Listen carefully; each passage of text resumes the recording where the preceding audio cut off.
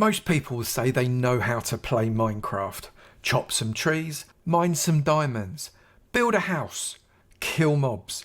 But there are lots of tiny little tips that might make your game a lot easier. So here are 30 facts about Minecraft that might help you play better. And let me know how many you already knew down in the comments. No cheating now, be honest. Fact number 1, and this is a game changer. As of Minecraft 1.21, you can put a lead on a boat. Yeah, you heard me say it right. You can put a lead on a boat and drag it around. Before then, if you wanted to transport your villagers, you've got to get in the boat with them and row along. And once you've got into some water, getting them out of the water was a real pain. Now, if you want to get your villager up some difficult terrain, attach a lead to the boat and pull it along. The villager is going to come along with the boat. This is mental. I absolutely love this new feature. Look, how easy is this going to make stuff in the future? Why couldn't we have had this before? Fact 2. Whilst we're talking about boats, did you know you could row straight through a wall? Let's say you want to get to your mate's treasure. Come up to the corner of their room. Just like this, push your boat all the way through,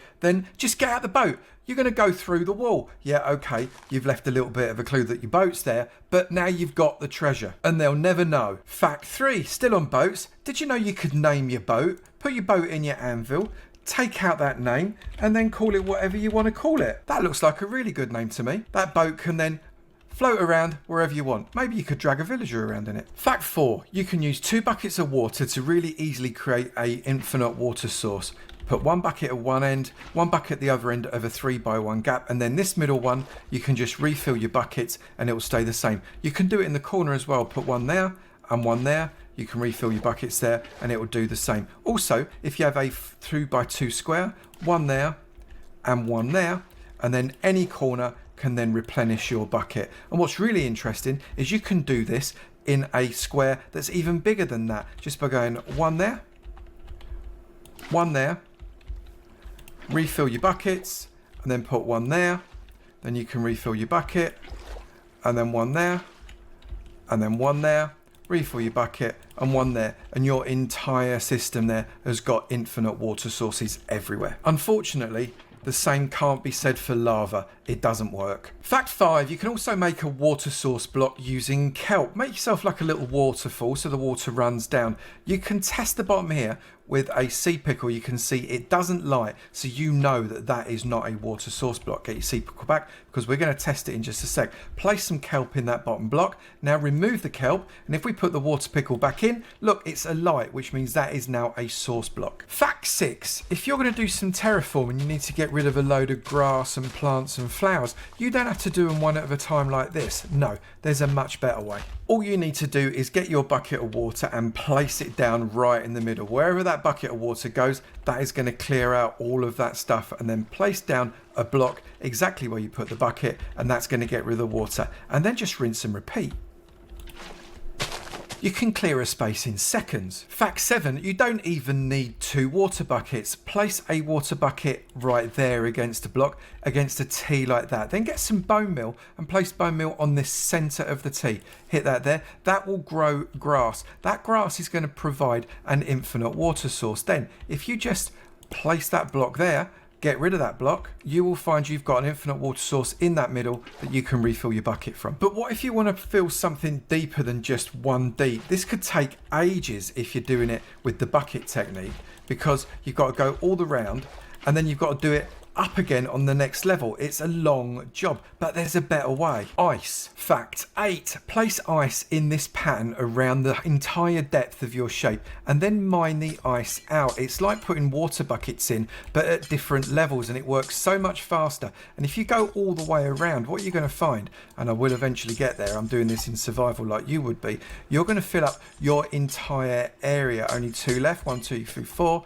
and then finally 1, 2, 3 and 4. That is going to fill up all the way across, and I've got source blocks all the way to the bottom. Fact 9, you can create farmland as far as 4 blocks away from a water source. So 1, 2, 3 and 4, and it will still hydrate. 1, 2, 3, 4, they'll all hydrate, which means you can have 1, 2, 3, 4, 5, 6, 7, 8 blocks between your source blocks. And as a result, you don't need as many source blocks in between your farm fields as you actually think. That means you can have an area 27 blocks by 9 blocks that will completely hydrate with just 3 water sources. That's 200 243 blocks in total, minus the 3 water source blocks. That's 240 blocks that you can grow crops on. And a little bonus fact for you, if you place a step in, that will waterlog as well. And if you chop it out, the water will still be there, like you can see.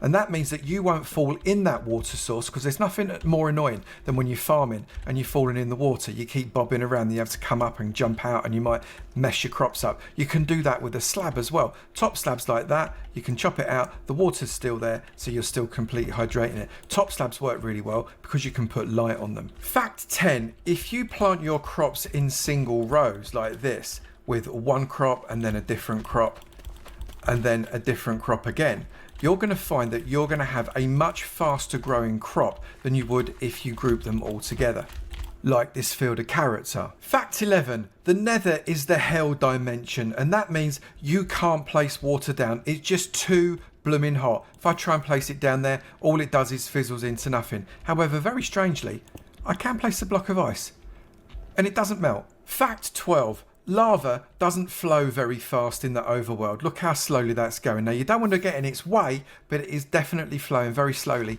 and not very far either. Look, from the source block, 1, 2, 3 more blocks. Sorry about that, Mrs. Sheep. However, in the nether, that flows much more quickly and a lot further as well. In fact, in the nether, lava acts a little bit like water. Water goes 8 blocks in the overworld. 1, 2, 3, 4, 5, 6, 7, 8 blocks for lava in the nether. Fact 13. You can fall from a sweetberry bush from any height whatsoever, from thousands of blocks up if necessary. That is, of course, until you start moving out of the sweetberry bush. Then it's going to prickle you. Finding a bastion remnant in the nether to get your netherite smithing template upgrade can take a really long time, so you definitely only want to have to do it once. Unless you really like raiding bastions, of course. So fact 14 allows you to duplicate your smithing template. So if this is a netherite upgrade smithing template, you need a block of netherite in there, your template at the top, and then place your diamonds all around the outside. You'll get 2 smithing templates as a result. Yeah, it's really expensive. You can duplicate the other templates as well in exactly the same way. You just need to change the netherrack block for something else depending on what trim it is you are going to be using. The Vex armor trim, you need cobblestone. The Dune armor trim, you need sandstone. The Tide armor trim, you need prismarine. They kind of make sense, and all of them are on that table right there. Pause the video if you want to make a note of it. Fact 15, different mobs take different fall damage. I've created this tower to show the number of blocks we're going to drop a number of different mobs. If I come up to number 19 and place a spider on that trapdoor, get rid of the trapdoor, the spider doesn't die. But if I go to 20, get rid of the trapdoor, that spider is an ex-arachnid. Let's have a go at creepers now. So I've come up to level 23. Place a creeper there, drop it, down it goes. That creeper survives. If I then come and get a zombie, do exactly the same. That zombie survives. If I get a skeleton, do the same. That skeleton survives. It likes level 23. It's not at all bothered by it. Let's go up to level 24. Creeper. Down it goes. That creeper's dead. Zombie. Zombie doesn't survive. And the skeleton, exactly the same. 24 is the magic number for zombies, skeletons, and also zombies. If I take a witch, however, and I come up to level 29, place a witch there and drop that, that witch is going to survive that, and it's probably going to heal itself up. And if I go up to level 30, place down my witch, knock it out, that witch can't take a potion to survive, it's already dead. And then we get the Enderman. The Enderman can fall a really, really long way. I'm placing this on level 43. Let's drop that fella before he teleports. He's down there. He's perfectly fine. But if we go to level 44, drop the Enderman from there, and he isn't going to last so long. 44 is a magic number for Enderman. Fact 16, if you're in survival and you're in a little bit of a fix and you don't mind doing it, you can hit escape and then open to LAN and allow commands on. That will then allow you to start a LAN world, which means that you can enter in any commands you like. So for example, give Avamance diamond axe. There you go. I can now start chopping. Yes, it's a little bit cheaty, but sometimes in survival, You got to survive, right? And for the record, no, this is not me advocating you doing this. This is just a fact and I'm telling you it, all right? If it makes you feel any better, the next time you log off and then log on again, it'll have gone. It's only this particular login, so it's not actually cheating really, is it? Oh, I could do the sheep. Fact 17. If you're fed up with all of those wandering con men coming in to take your emeralds so they can give you a cornflower or an oak sapling, then you can do something about that. If you enable the land setting that I just showed you, you can type in the following command. Game rule space do trader spawning and is false, and that will mean you'll never get a wandering trader again. Although, you do have to admit, they are a great source of leads to be able to drag those boats around when you want to put villagers in one place or another. Fact 18. Hostile mobs won't ever spawn in a mushroom biome, so if you want to set up shop in a safe way and not playing peaceful, this is the perfect idea for you. Fact 19. You can't plant mushrooms at all at a light level above 13. And they also can't have direct access to the sky, so I can plant one there and I can plant one there because they are underneath this and they've got a light level of less than 13. Anywhere else though, I can't do it, even though they're undercover. However, once you've got them planted up, you don't have to worry about keeping the light levels down or even worry about the stuff being overhead. You can just remove it, and that way you can have a planted mushroom out in the open on grass and it won't have a problem at all. However, if you've got any Nylium or Mycelium or Podzol, you can plant them directly under the sky and without any problem of light levels. Fact 20. Whether it is a brown mushroom or a red mushroom, once it's planted, you can use bone meal on it and grow a giant mushroom. You can then harvest those giant mushrooms to get lots and lots of small mushrooms again. You normally get up to around 10 plus mushrooms from a large giant mushroom. Fact 21. You drown if you spend more than 15 seconds underwater. However, if you want to mine down here, all you need to do is place down a door and open it. That's going to give you a 2-block air pocket that you can breathe from, and then you can just mine away from inside here and get all the blocks you want. Fact 22. Wolves will naturally attack skeletons if there is line of sight towards them, and skeletons are naturally afraid of the wolves, which makes sense because they're made of bones. However, the skeletons will fight back if they've got no option but to run away. So every now and again, that wolf or that dog might get a poke with an arrow enough to get dead.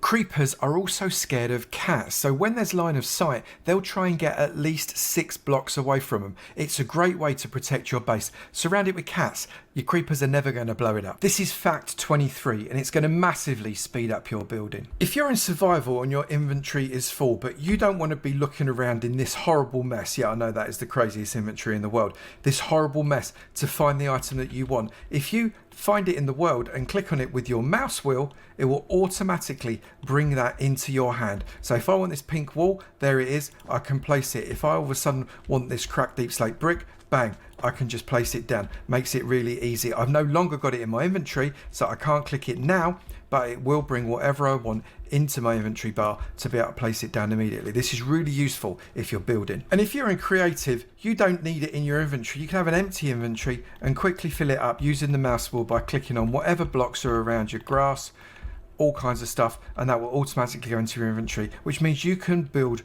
really, really quickly. Fact 24. Being able to smelt items in Minecraft is hugely important. For example, you're going to need to smelt up a lot of iron because you're going to be using a lot of iron. Did you know also that a lava bucket is one of the best fuels in the game? That is going to smelt up 100 items because it will go for 1,000 seconds at over a full stack of iron.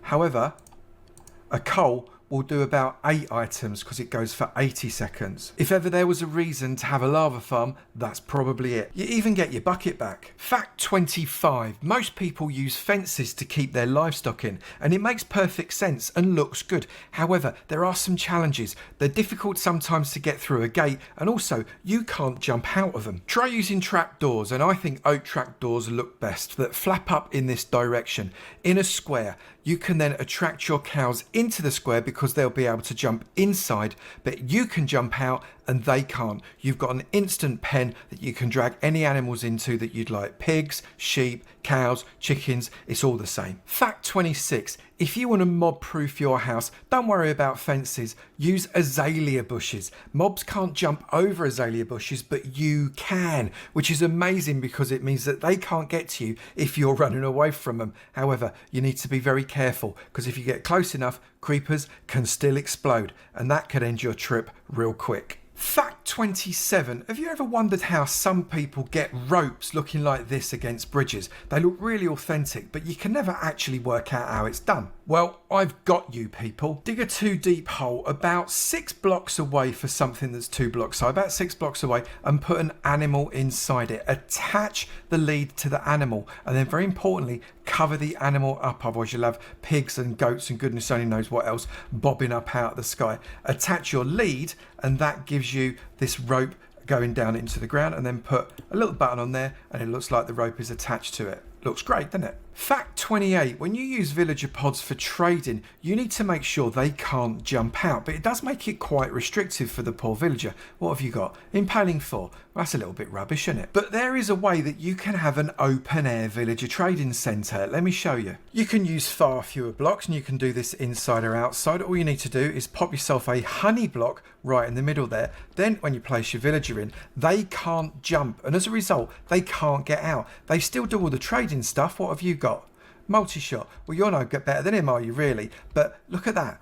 Absolutely stuck, won't go anywhere. The problem is, of course, if a zombie comes along, they can just jump right in. So maybe it's better to do this inside. Fact 29. If you place a coral fan on top of a waterlogged block, for example, a trap door like this, it doesn't turn grey and die. It keeps its colour and looks beautiful, and it's a really good way of decorating a body of water, whether it's a big lake or a tiny little pond in your back garden. If you've got a thin but tall structure, the last thing you want is a thick ladder going up to the top. So fact 30, you can make a much thinner ladder out of trap doors and ladders.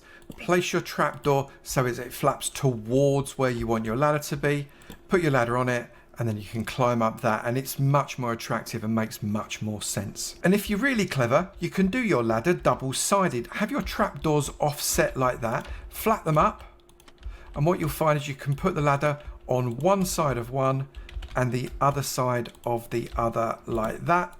And then what you can do is you can climb up this side really easily, and then if you come down the other side, you can climb up that side as well.